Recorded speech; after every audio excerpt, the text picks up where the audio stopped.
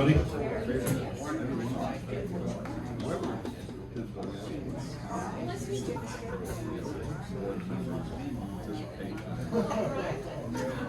Tuesday. Welcome to Port Angeles Business Association. We are happy to have the estimable Jim Buck here with us this morning. Estimable, not honorable. Maybe that too. We'll see. It's up for grabs. First of all, I would like to volunteer Jim to lead us in our Pledge of Allegiance. Flag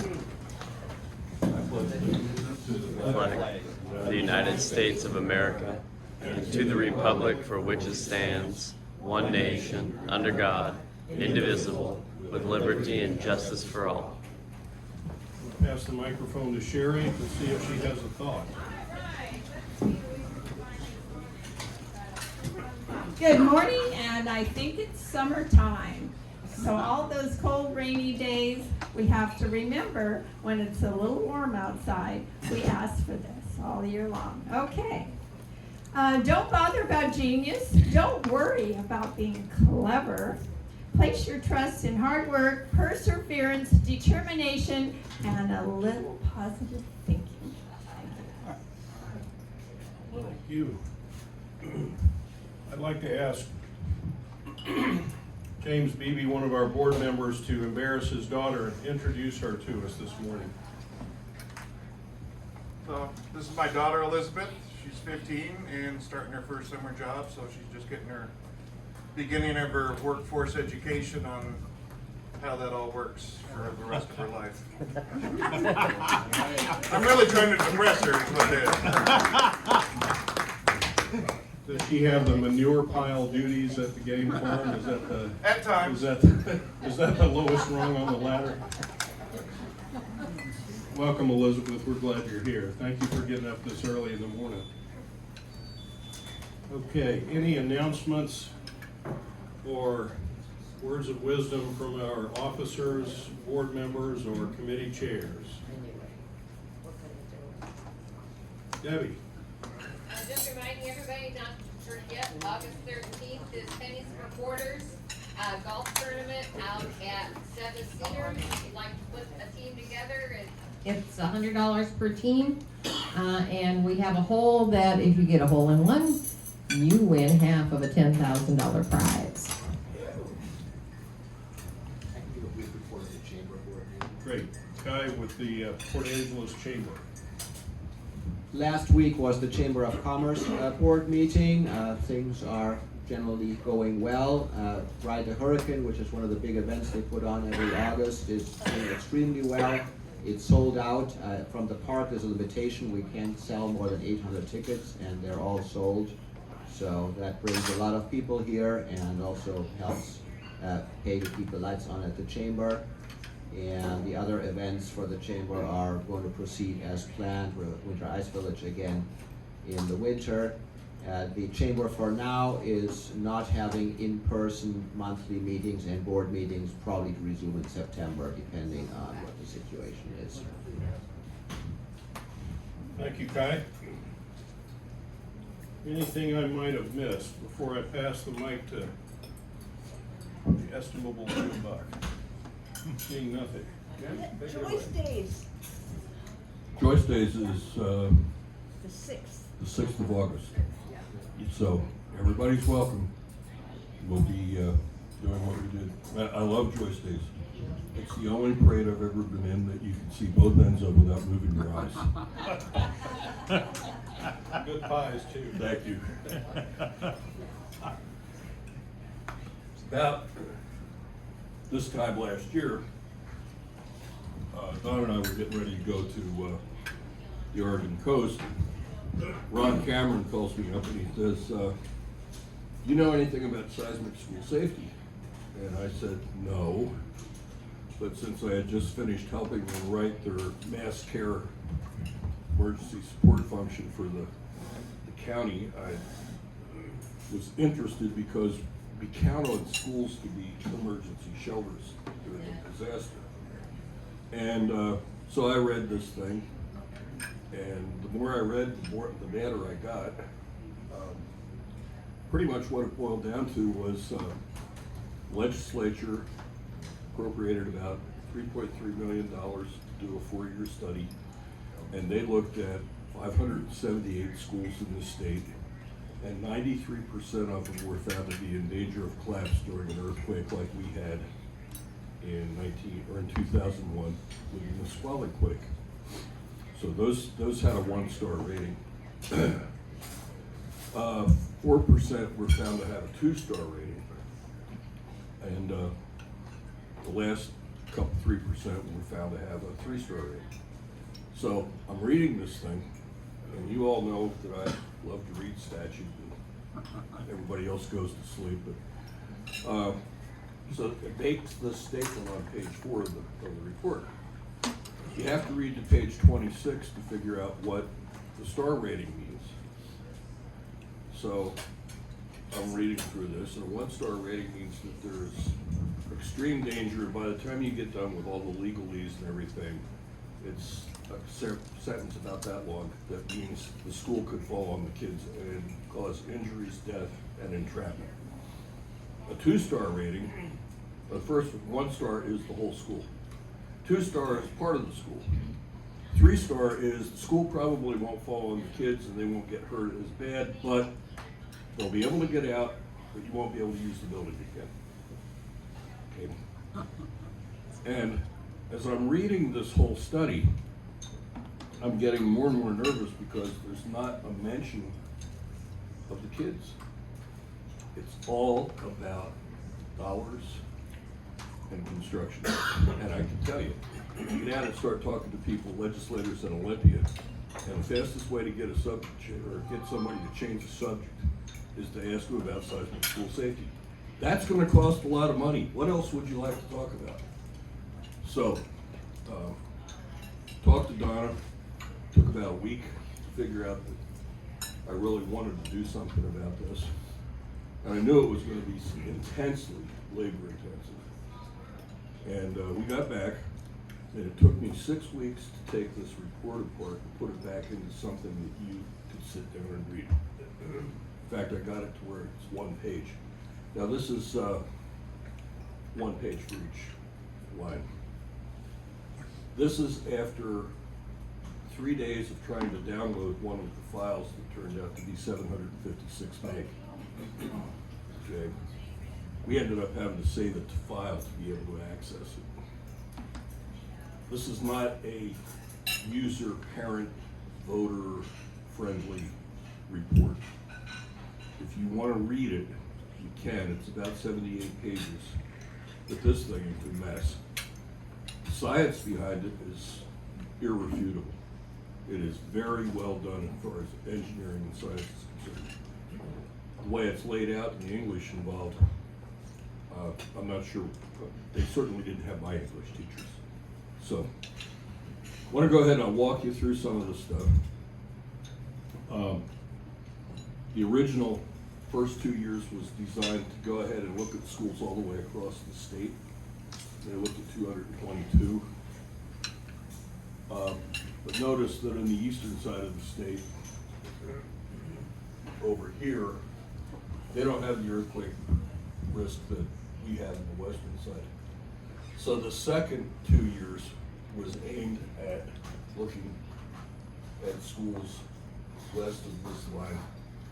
And they looked at about another 330 or so.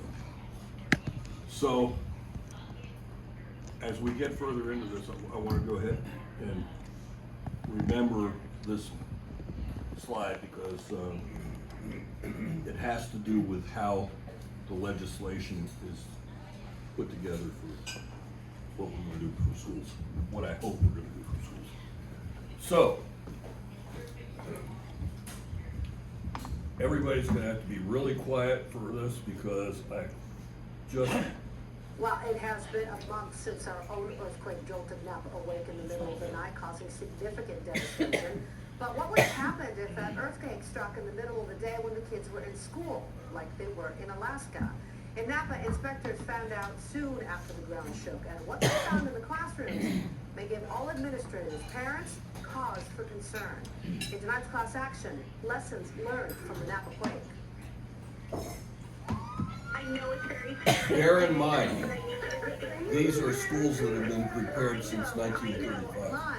and landmarks Ours have were not forever been altered worked on at early all. that Sunday morning. Seems like it was an earthquake, all the power went out. Flames? I just need something to come here. In the city of Napa, fires erupted, streets buckled, and old facades downtown crumbled. The lights are completely off and I was woken up. Okay.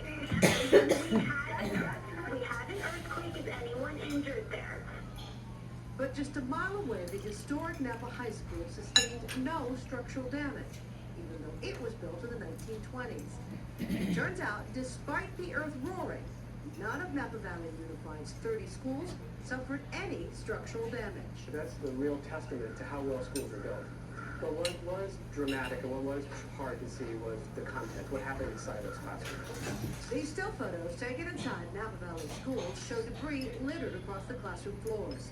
Daunting cleanup, to be sure, but also, some experts say, an alarming indicator of troubling problems. Overhead lights fell to the floor. Some of them were not built the way that they were designed. Bookshelves toppled and blocked exits. You want to leave quickly and suddenly a bookcase falls and blocks the exits. A file cabinet lurched forward onto desks. It was pretty telling, pretty dramatic. Mark Petrocchi is an architect who works with the Napa Valley Unified School District. He was one of 9 inspectors who walked through schools after the earthquake. We have bookcases, teacher cabinets, upper cabinets. We saw a number of those that fell off because they weren't at all or properly braced to the wall. In some cases, they would have, no question, they would have fallen and injured the student if it hit them. At Pueblo Vista Elementary School, the biggest potential danger came from above. When I walked into the first couple of classrooms, I realized that what we had was a complete failure with the suspension system of the light fixtures themselves. The lights in 13 classrooms have been removed for safety. Wires still hang from the ceiling. And 4 weeks after the quake, only windows provide light for learning. The projector was hanging here, we simply lit up. Some projectors have been removed too. The 2-volt attachment at the ceiling wasn't enough to keep them in place. And yet in another room, the projector, held up by 6 bolts, remains safe and is still in use. It's a learning lesson, I think, for us, and would recommend to all school districts that they talk with their inspectors. As Napa Valley Unified and school districts across the Bay Area grapple with the repercussions of the quake, one simple truth remains. We were so lucky. This happened at 3 o'clock in the morning on a Sunday. And let's not lose the gift that that's given us. In fact, we were very lucky. As things stand right now, any cabinet less than 6 feet tall that's brought into a classroom technically doesn't have to be bolted. The state does recommend they be secured, but it's not required. And right now, there's also no safety zone around class exits either. But the photos that you just saw raise the question as to why. What happens when the next earthquake hits? Napa Valley Unified now says it is considering a safety zone around its exits. We'll keep you posted as to what happens.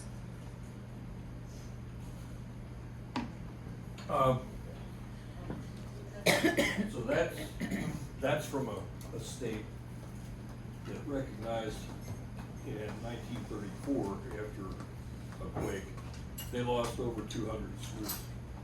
Fortunately, it was 5 o'clock in the afternoon. Fortunately, it's 5 o'clock in the afternoon, and the kids were gone. We're going to talk about that in a minute, but we always tell people to drop, cover, and hold. And I want to go ahead and show you why this is important. Drop, cover, and hold is something that you need to train yourself and you need to teach every kid in the state.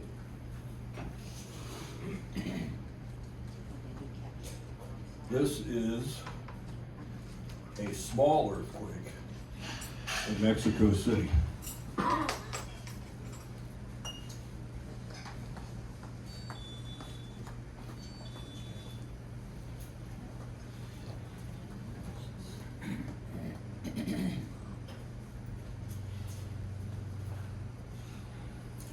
Everybody understand now?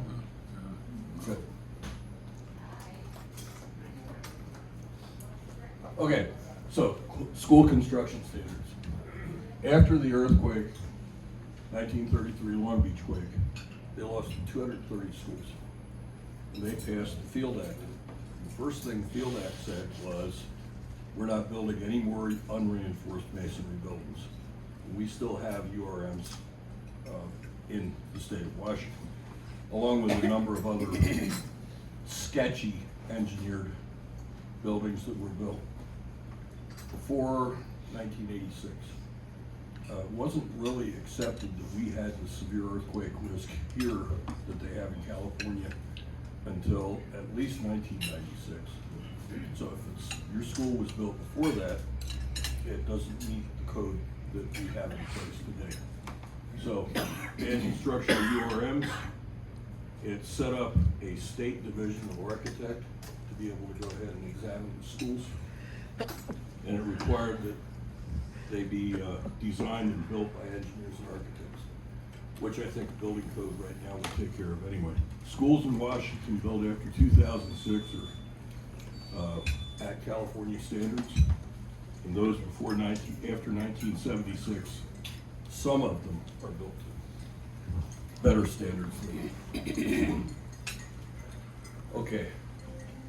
I want to go ahead and give you a comparison of what the quake at Napa was. It was similar to the quake we had in Nisqually, and we'll show you how it compares to the energy that would be released in other earthquakes that we have, or that we expect in this area.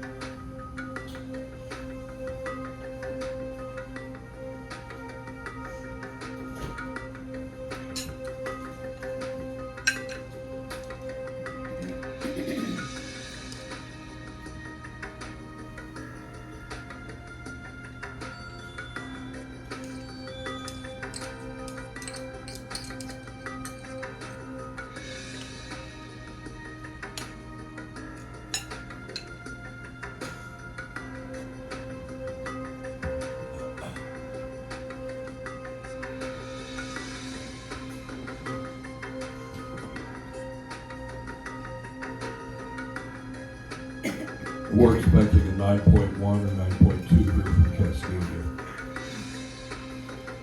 So you can barely see the 6.9 Loma Prieta quake. So, we all know that we have the Cascadia subduction zone off the coast. We have three different types of earthquakes here. We have the Cascadia megathrust quake. It's expected to be 9. We have deep quakes that generally happen around the sound in the 6.5 to 7 range, and then we have shallow quakes that can be up to 7.5. So we're earthquake country for sure.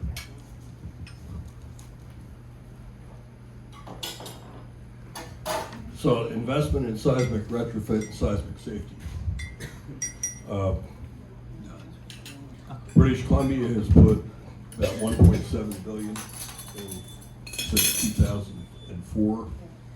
Oregon's invested $210 million. California has spent at least $700 million since the 30s. And as of the time I put this together, we put $57 million out with another $100 billion to be spent between now and next July. So that's where we stand. We're in earthquake preparation infancy. So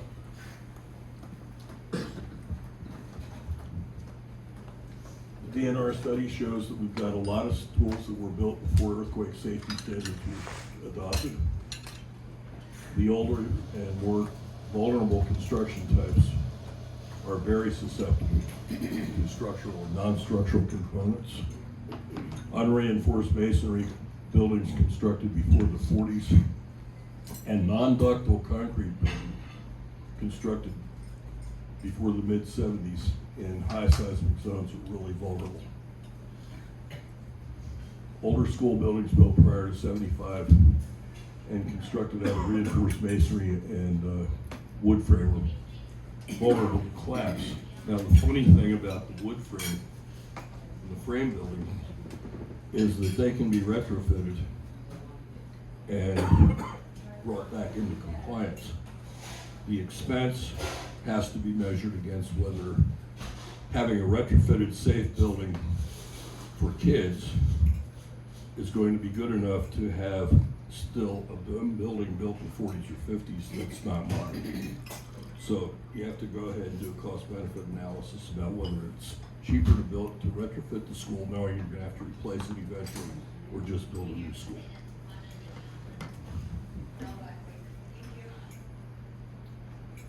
So these are the earthquake ratings that I told you about. 4-star, or we went through 3-star. 4-star means that everybody gets out of the building that can be used with repairs. A 5-star is a Japanese standard. Basically, it means you get up and go back to work. The building is that secure.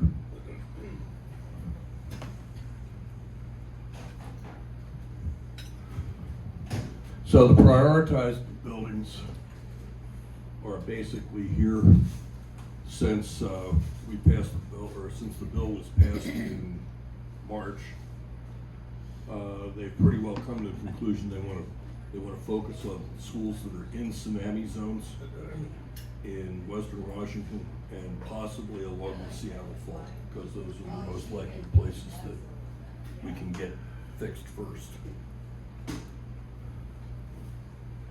So we have 67 buildings in tsunami zones that if there's kids at school when the tsunami hits, they're not going to get out. 477 are not in the zone, they can pancake. We have 17 that probably won't pancake with a low loss of life. And there's a potential for us to lose a lot of people. Now, there was an earthquake in Sichuan, China in 2008, and they lost 5,200 kids because their school systems their school buildings were built so shabby that they fell on the kids. And the pictures are horrific.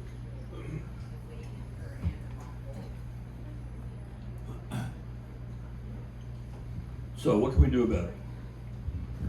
Legislature we've known about this issue since 1986. And there has not been the political will and will be able to do anything about it. And there wasn't until last July.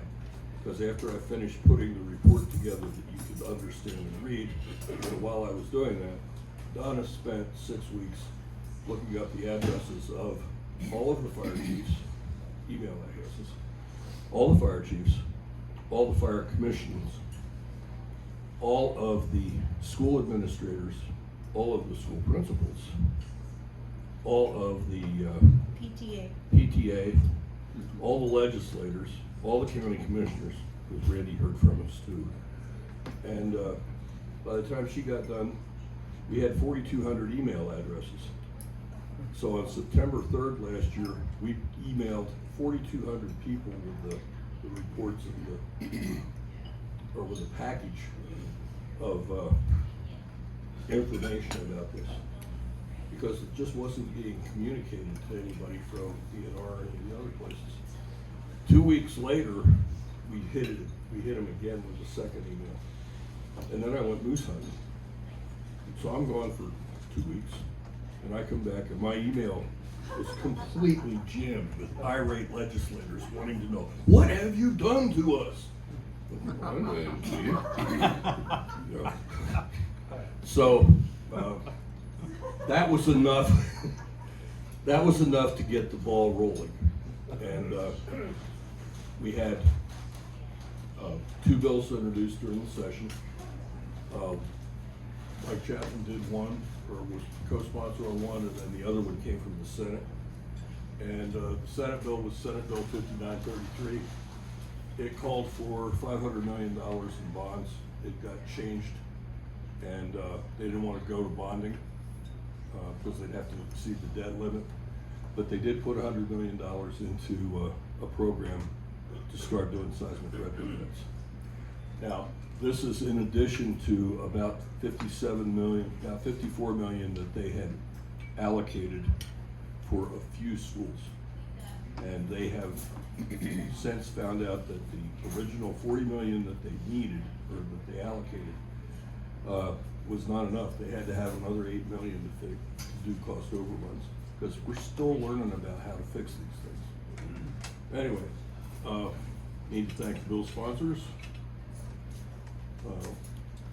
Continue to work for more money. They have said that they are planning on 400 million in future bienniums. And I called for a interim legislative committee, and everybody hates those, so they didn't do it. So I have bugged them with 5 briefings since then. Basically the first briefing said this is how much I think it might cost to fix the schools in the tsunami zone, which was 1.3 billion, or 750 million, 1.3 billion. Second was how much will it cost to fix the schools that are not in the tsunami zone? And that was a lot. And then there was how much is it going to cost to fix the schools that have not been considered in the report? So figure out how many schools have not been considered in the report. You have to take 4,400 schools, and you take out the 578 that are here. You take out the Seattle schools because they already retrofitted their schools. You take out the schools in eastern Washington that are outside of the zone, and you end up with 1,900 schools that have not been evaluated yet. So not all of them are as bad, in as bad a condition as the 500 that we looked at. So my back of the envelope estimate for fixing the entire thing is somewhere between 10 and $13 billion in the next 20 years. Now, this is not happy news for Olympia because they're very satisfied with the status quo. I mean, you know, and what I'm going to do is briefing number 5 starts out with, please fill in the following sentence from the list of stuff today. Place A in this position and B in this position. The $500,000 for the gateway project to Enumclaw is more important than my kids' seismic safety. Okay. Now there's 3 different files. The first one deals with property acquisition for the state. Now, when you compare the state wanting to buy tidelands for shellfish production with school safety, there's no comparison in my mind. This becomes a question of priorities.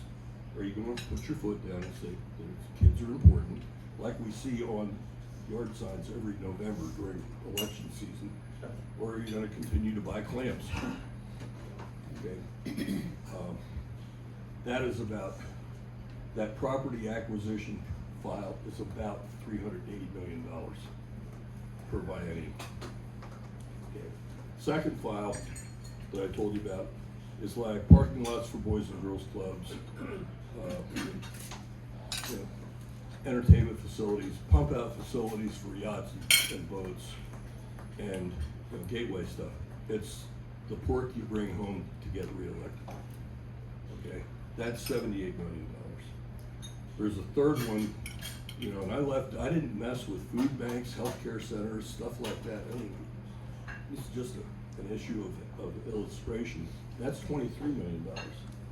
So somewhere out there in the capital budget, there is the ability to change your priorities and start to fund schools.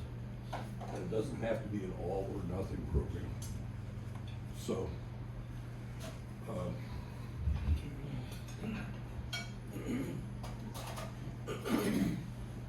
other than that, it's a heck of a hobby.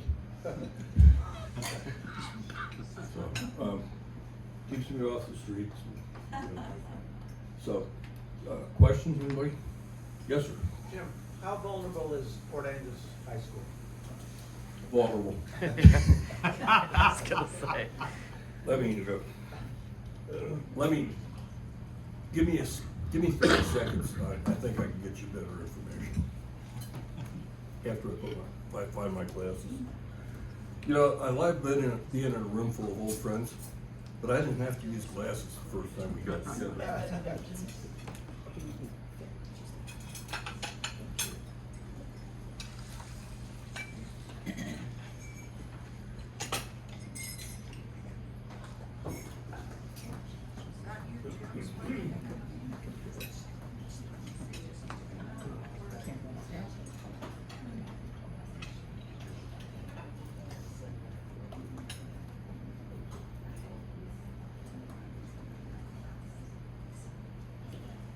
Okay, this is the single sheet that I came up with being able to tell people what we're talking about here. Okay, we'll get to Port Angeles in a minute. But starting with Cape Flattery, this is just Clallam County Schools. Okay, Cape Flattery, the pink is they're in a tsunami zone. They're in a tsunami zone. Okay, so W2 is a wood frame construction, reinforced masonry, one story. You know, this is the type of building that's constructed. This year it was built. If the earthquake happened right now, that building is predicted to be 70% destroyed. It has, if it was retrofitted, it might be 17%. If we build it to today's construction standards, it would be 14%. If the earthquake happened the way it is today, it would be a very high risk of loss of life, entrapment, and death.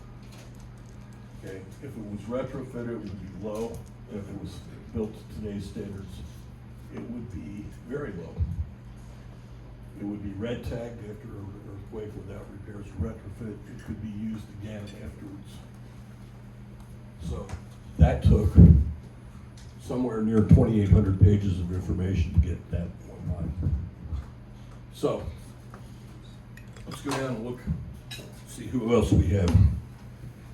And one of the things that you need to realize when we look at this is the schools that are listed here are important, but the ones that aren't listed are just as important because the state has made no arrangements to go back and evaluate them in the same way that the ones have been in the study. And I think that's wrong. So you can see Crescent, it's not in the study. Port Angeles, the only Port Angeles school in the study is Roosevelt. And it could use a retrofit, but you can see the rest of them. Swim's not in the study. Some of Forks is not in the study. So, from a county standpoint, you guys really need to be talking with Mike and Kevin and Steve about looking into this issue and getting after it.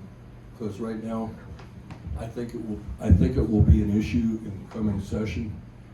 But having started this thing and worked on it, knowing that we've known about it since 1986.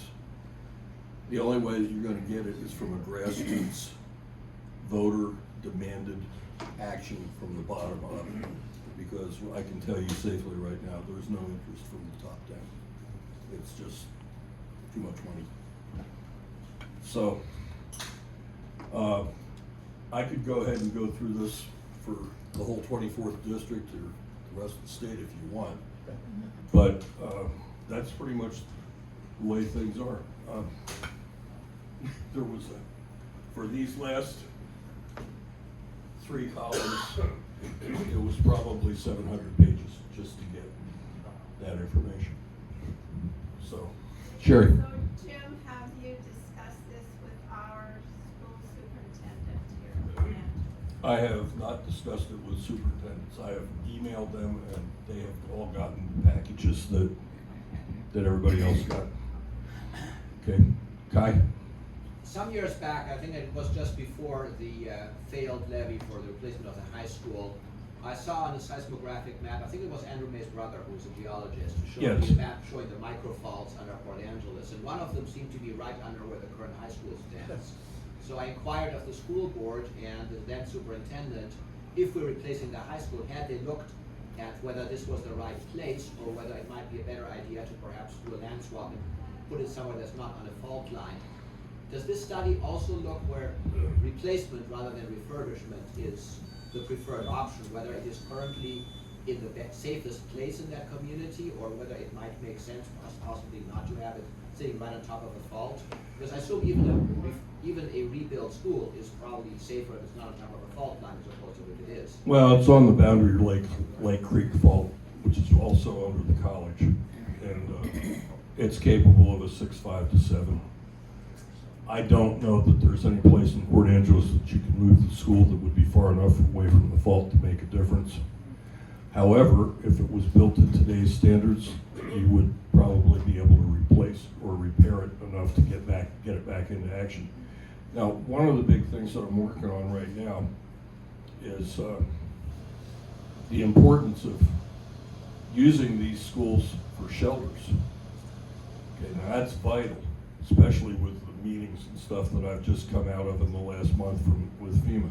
I mean, basically, we had a national exercise in early June, and every time we asked a question about, well, what are you gonna do for us, it was, we're gonna send the resources to the places where it'll do the most good for the most people, which translates directly to not you. Okay, so, and this is something I've been working on for the whole 6 years, is trying to prepare the community to be 30 days on their own. And that's starting to prove out to look like that's really what it's gonna be. So we gotta have buildings standing to get people out of the weather. You know. The second thing is, if the building is fixed, then you get to put the kids back to school faster. That's a good thing. You know? So what you need to really understand right now is you're gonna build new schools, period.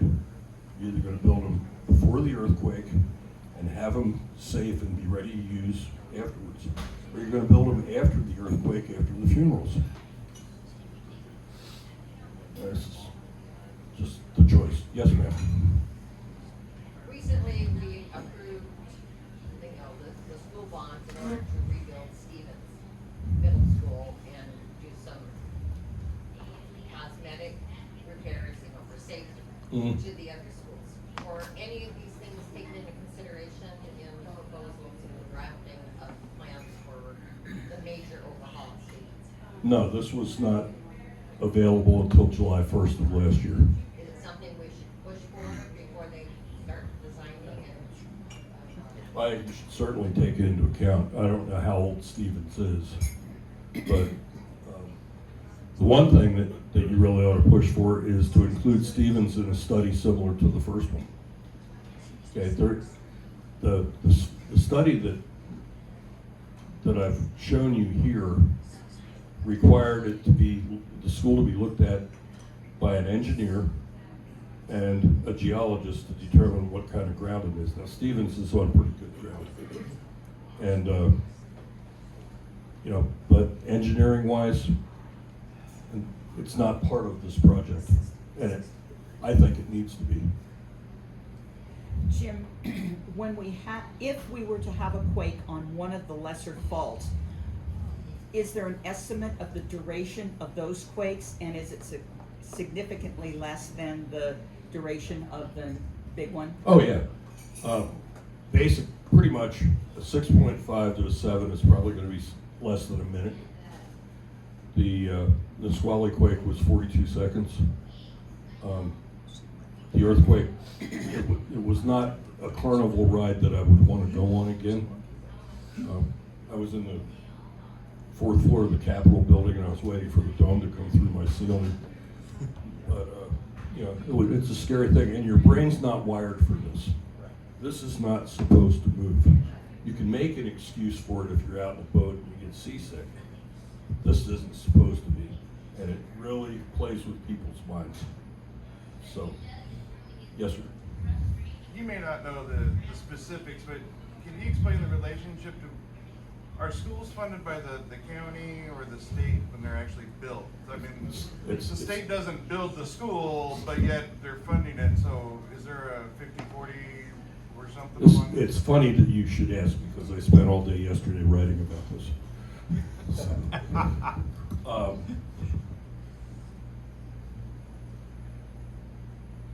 The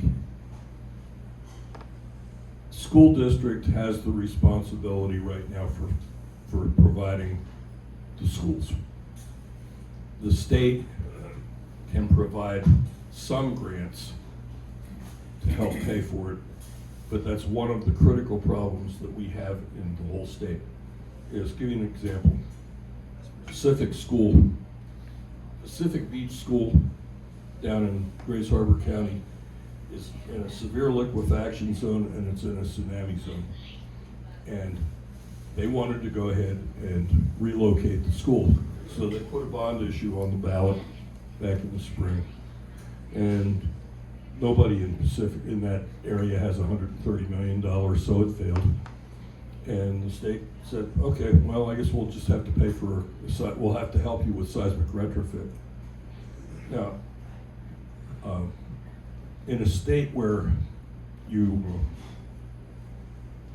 can't put a kid in a boat without a life jacket, or you can't put him in a car without a child seat, you're mandated by law to send them to a school that could fall on them. Okay? And there's a problem here, is you can't qualify for a state grant for either retrofit or rebuild for a school unless you pass your bond first. That's like saying, I want you to sign a contract to buy a house and then go find out if anybody will loan you money to help. You wouldn't do that, but voters won't either.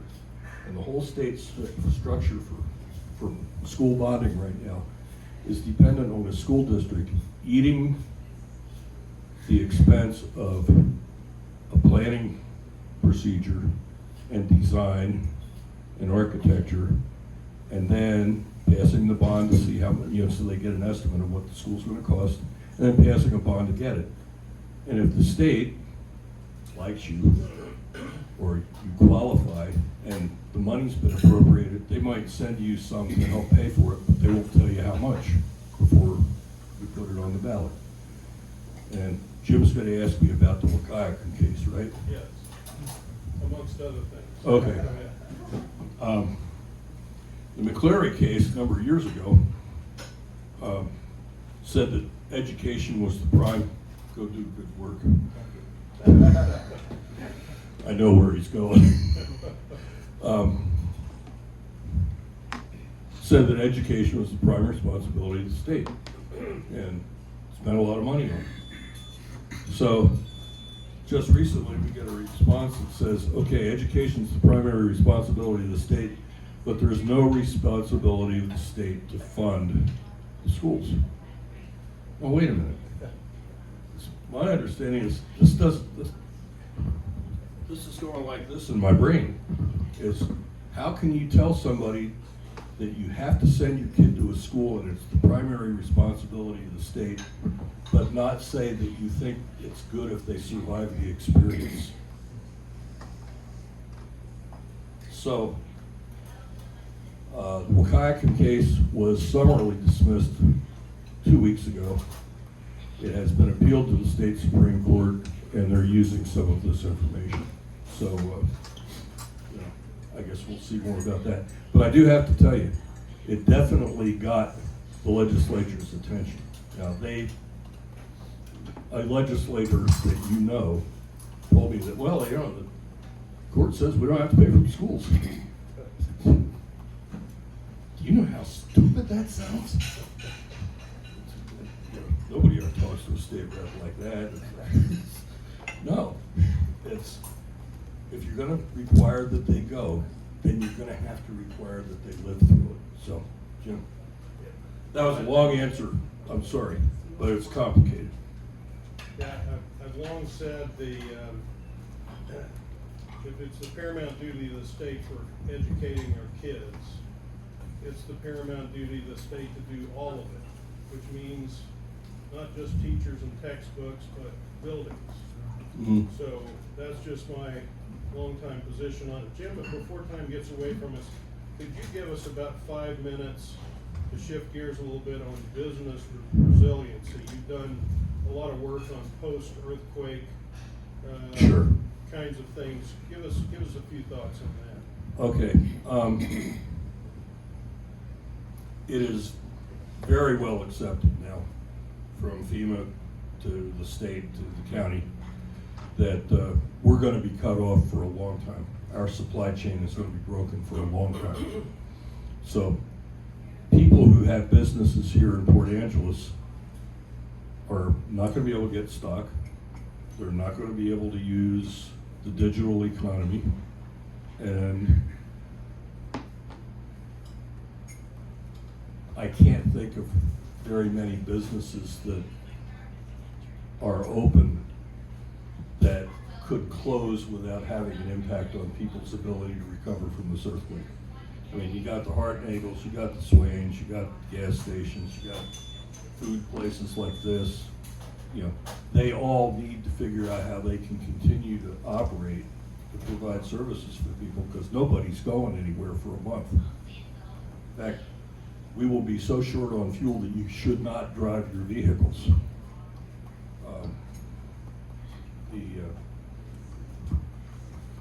We figure we may have enough fuel on hand here in the county to reopen Highway 101 from the Elwha to Jefferson County. And we're gonna have to go ahead and figure out how to get the airport open, and we're gonna have to open part of the port. So, from a business continuity standpoint, it's not just a question of whether the guy stays open. It's a question of whether the city and the county can survive without the services and the products that they provide. So it's more than just, am I gonna have a job if the earthquake happens? It's, am I gonna have a job and am I still gonna be able to help people with their lives? So, got to look at it from a broader standpoint. Good? Is that good enough? It's, my analogy is we're going to be instantaneously back in the 18th century. Mm-hmm. And that's no joke. I mean, there will be no electricity for a long time. We'll resort to a sort of barter style economy. All of what you're talking about is what Donna and I saw when we went to Puerto Rico after the hurricane. Bingo. Yes. Biggest thing, the first thing that I remember is that upset people the most was they could not have water to wash their hands, which is strange. You know, you would think that food or worry about something else, especially nurses in hospitals. The second thing was we can't keep our records. You know, can't use credit card, ATMs don't work, can't use the computers and stuff at the hospitals, the doctor's offices, can't get prescriptions filled. Roof blew off my house. All of the stuff that got wet is now molding because it's hot, and I got to replace my beds, but there's no stock. You know, it's just a cascading series of events that if you haven't really just sat down and thought about it, you can't imagine. And that's why we're talking about 30 days on your own. Back to schools for a minute, Jim. I want to just delve into in Coast Guard parlance, who the sea daddy for this effort really is. Are you working on behalf of an institution like the military department or OSPI or DNR, or is this simply a citizen's work to bring a certain level of awareness to the problem and the potential cost of the fixes? This is a citizen's effort. I don't want to be a lobbyist. I don't want to work for anybody because, you know, I've had some different conversations with different agencies, and one of the most common things is you can do things we can't. And, you know, I can, especially with this one. I mean, she can find anything in that. So. Kai? Fire stations, talking to some of the fire chiefs and just anecdotally looking at what some of our fire stations are built, it looks to me like many of them are also predate modern earthquake codes. And looking at first responders, I mean, having the fire trucks and ambulances all blocked in or destroyed inside the fire station doesn't sound like a very good way to start the response right after a major natural disaster. Yeah, that is a downer. Is there any effort, I mean, I know we are aware that our emergency operations center needs to be relocated and there's some hiccups on the way, but at least there's an awareness and there are attempts to do so. Is there any awareness or any funding studies for fire stations to either upgrade them or rebuild them so they would be standing after an earthquake? Yes. This study included fire stations that were within 1 mile of a school, and they had 7 of them. So if they're not within a mile of the school, we're out of luck. As far as the study's concerned, but yeah. But, you know, so fire stations are on the radar screen, but I didn't want to dilute the situation. Fire districts, or Fire District 4, Fire District 3 are well aware of this and have started to send letters to legislators with similar information to the schools about, hey, you know, as long as you're doing the schools, you need to do fire stations too. So, yes, sir. So I know in Kitsap County, and I actually know in Virginia Newport News, for the huge disaster, whether it's earthquake or hurricane or whatever, usually the schools are set up as shelters for that type of stuff. I'm assuming Clallam County is somewhat similar, that it's gonna be one of the communication hubs, it's also a shelter. So, Yep. is that the way the emergency plan here is well, and then, so you're expecting the school to collapse? Well, I'm only It won't expecting really- the school to collapse during Cascadia. Okay, Right. so if we end up with Snowmageddon, or, you know, God still of the heat wave where we've got to have cooling shelters, or the flood like we had in Clallam Bay last November, they're still up and they can still be used. So it's, the biggest thing is, you know, whether or not they go down in a quake. And we're having to do we try to do all hazard planning. Carol? Jim, the fairgrounds has been for, I don't know, a number of years, designed or dedicated as an evacuation area, mostly for like a wildfire, so people can bring their livestock in and that sort of thing, and we've got buildings to house people. Has anybody studied what facilities like the fairgrounds could be valuable as evacuation areas in the event of the major earthquake? We have broken the county into 5 what we call operations areas, and each operations area is responsible for being able to do what you're talking about. Find a location. Okay, so in Joyce, the Joyce Bible Church is our shelter location, and you know, SWIM is working on theirs. There's no real effort in Port Angeles. Forks and Joyce and Clallam Bay are farther ahead in their planning than Port Angeles. Yes, ma'am. Back when the Boys and Girls Club was built, that was mentioned in your presentation, wasn't it, Steve? Oh, I'm not with Boys and Girls. oh, okay. Whoever was with the Boys and Girls Club. It That is. was- that was- It's quite perky. It is very well put together. Yes, Bob, right. Yeah, Jim, I was involved with the 2016 CERT after action review when we had it in Bremerton and then transferred up here. And when we think of shelters, we're thinking like a hurricane or tornado, where the infrastructure, you still have toilets that flush, you still have power availability, and this is something totally different. But even if it's a 7.9 rather than a 9.2, you're looking at going to a gas station where the toilets haven't been flushed for a week. that's the problem we have. You don't have power, you don't have water, you don't have sewer. And so you're talking about a shelter location, how are you gonna provide for those, comforts, if you wanna put it that way, having water that runs and toilets that flush? Well, in Joyce, we built two portable water filtration plants, and we have specifically set up sanitation protocols for our shelter. Now, Red Cross has that too, but Well, that's my point. When we think of shelters, we need to think of what are we doing? And the thing of 44,000 people from here to the county line in Jefferson County, that's a significant load on our infrastructure that we just don't have operational, Yep. given that this occurs. so, yes, sir. For a little perspective, so it was 2001 we had the earthquake. Mhm. So I was in 2nd or 3rd grade, so I really don't remember much about it. But for how big was that earthquake, and what was the damage that we incurred? Well, it was a 6.8.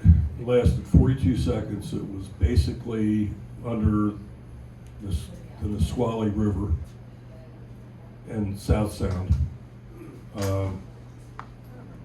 Did several $1 billion of damage. I don't think it killed anybody, hurt some people. Shut the Capitol building down for 2 years. It lifted the dome an inch and a half. Wow. That's, so it took down bridges, a lot of facades in Olympia. It made a mess. If I had it to do over again, I wouldn't. So, okay, anybody else? One Yeah. question, Jim. Okay. In a catastrophic event in this area, what would the United States military do to help? Pretty much, DOD has a plan. They're not real happy about letting guys like me know everything. But they do, I was reading last night, our airport is a federal staging area, so we will be getting air supply. We'll have port facilities. The Navy was in here 6 weeks ago looking at beaches for amphibious resupply. So we're working on it. Yes, sir. Just to help you with that, being prior military, one of the main goals for military, they'll supply bodies, manpower. Yeah.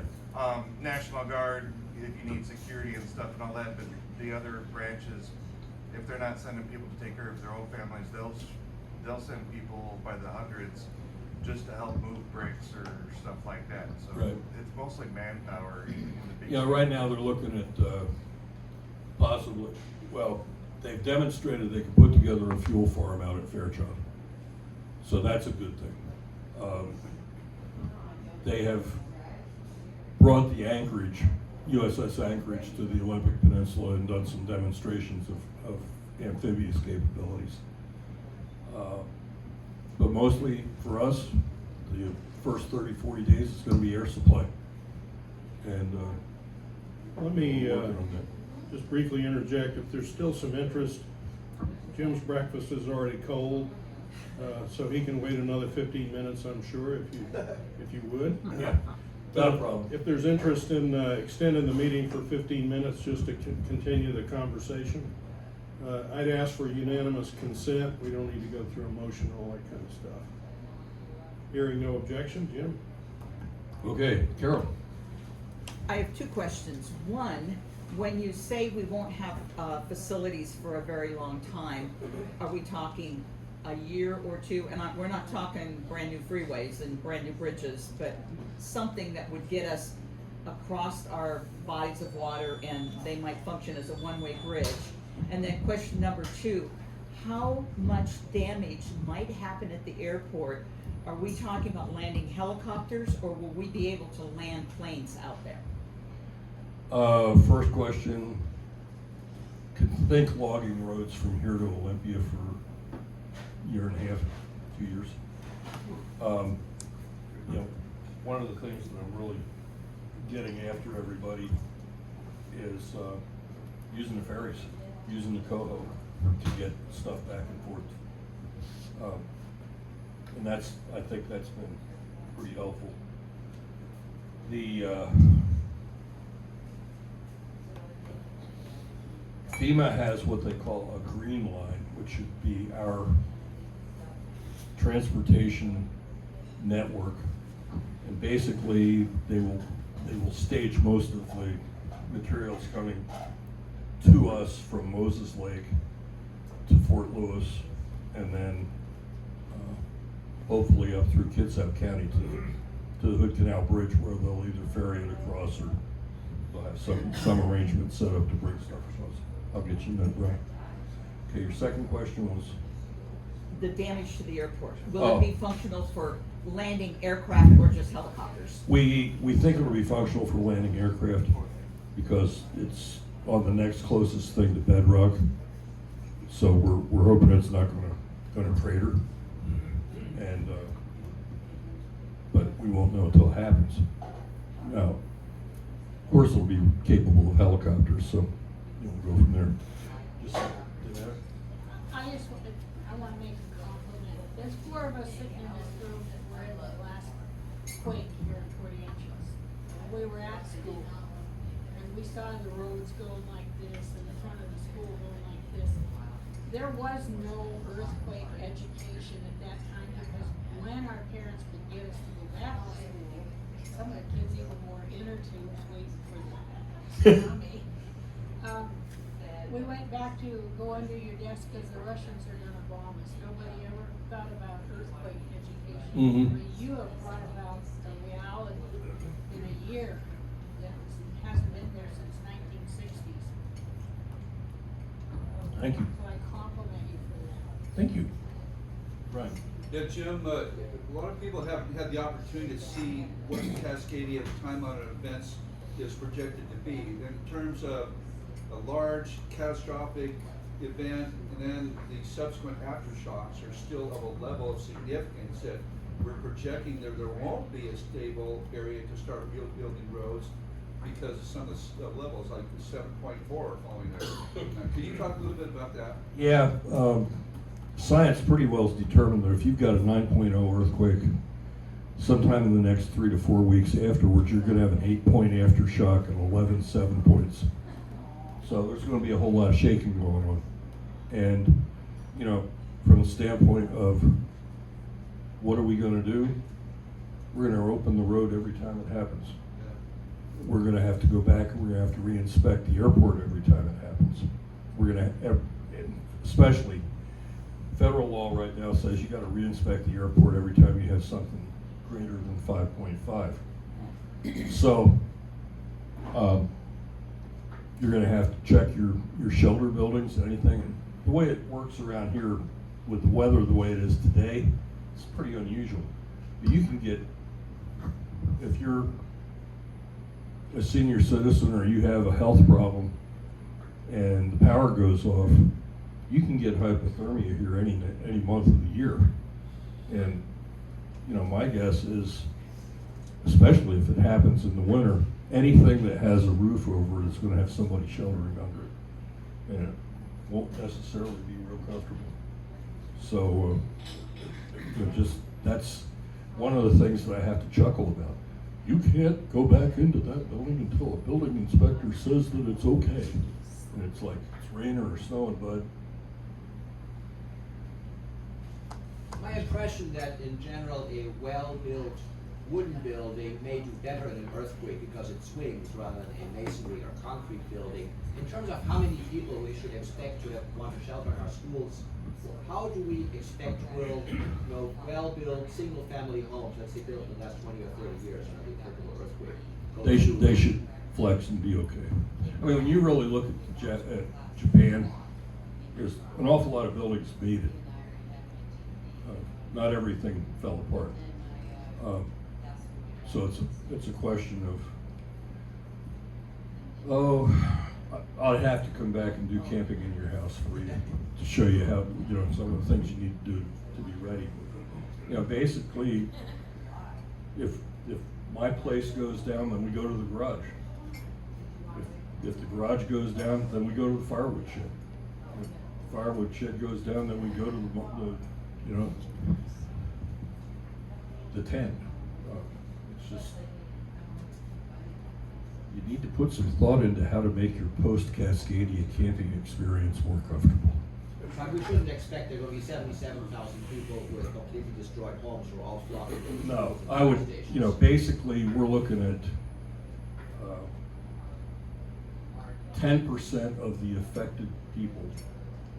You know, there will be some people who just they don't have a problem.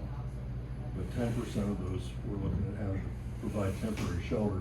And in Joyce, we're looking at ways to be able to get those people moved back out of the shelter and into their home as fast as possible. Whether that means we have to put plastic over the windows, or we have to shore up the thing, pull it back into plumb and cross brace it, is we do not want people to stay in the shelter for a minute longer than they have to. Yes, sir. Is it reasonable to say you can just get in a car and drive and leave? Or No. do you think the roads will be completely... No, you're not going anywhere. You know, from here, you're not going past McDonald's, and you're not going past that next dip. That's it. You know, and we geologically we know that, and you're certainly not getting across Morse Creek. So that's kind of the way it is. From out west, from the Elwha, we are basically nobody's moving west of the Elwha. So, yes, Carol. It brings to point where you stay. We have a lot of people with recreational vehicles, travel trailers, motorhomes, campers. Will those stay upright in the earthquake and then theoretically usable after? Yeah, they should. Assuming they're parked probably outside rather than under a building that might collapse on it. Well, I mean, even if it rolls over, you know, a bunch of kids pushed my mom and dad's camping trailer over on its side. We turned it back up right and went camping. So it's the way to go. Tony. If we have a major catastrophic earthquake, Canada's gonna be affected too. Mm. So my question is, do we have any international agreements on how to deal with these things? They do, but I'm not involved with it. I'm sticking with the county level. You know, Canada will be worse off than we do because basically they have the Trans-Canada Highway and one railroad coming from the east. And at least we have 2 railroads and 3 highways coming from the east. But we expect them to be impacted too. Okay, yes, sir. We have a railroad? Kids out. Well, you know, they go through Snoqualmie Pass and Highway 2 and the Columbia Gorge. That should keep them out of our hair for a while. You know, we're gonna get cut off, and it's a good news, bad news thing. The good news is, or the bad news is we're gonna get cut off. The good news is they can't come take our stuff. So, you know, we gotta be on our own. So anyway, thanks, Jim. Thank you, Jim.